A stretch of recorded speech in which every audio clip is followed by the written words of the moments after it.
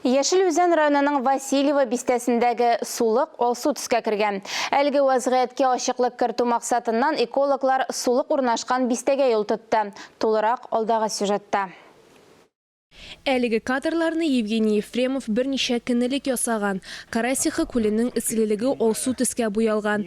Васильева бистесінде яшаушылар сулық табиғи булмаған түске кіру сәбәбі химик қолдықлар тошлауда деп форазлы.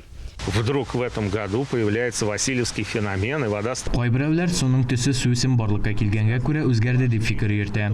Мин әлеге фаразлар белән килешеп бетмим.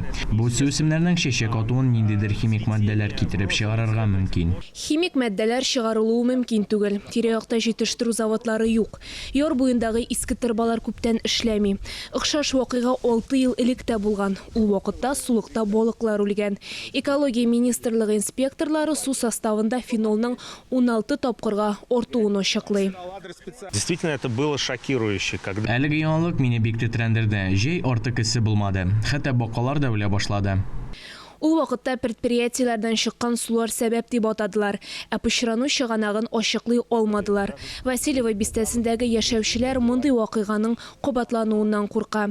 Экология министрлыгы инспекторлары әлеге сорауга ачыклык кертә. Поступило обращение граждан.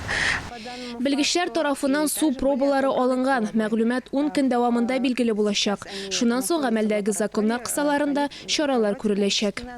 Район администрациясе әлеге хәлне контрольдә тотуын хәбәр итте. Бүгенгә су төсе үзгәрмәде. Барысы да тәртиптә. Тикшерү нәтиҗәсе 10 көн дәвамында билгеле булачак. Шуннан соң пычрану чыганагының сәбәбен ачыкларга мөмкин. Дина Нәҗметдинова, Булат Шакиев, Александр Шоткин, Татарстан яңалыклары.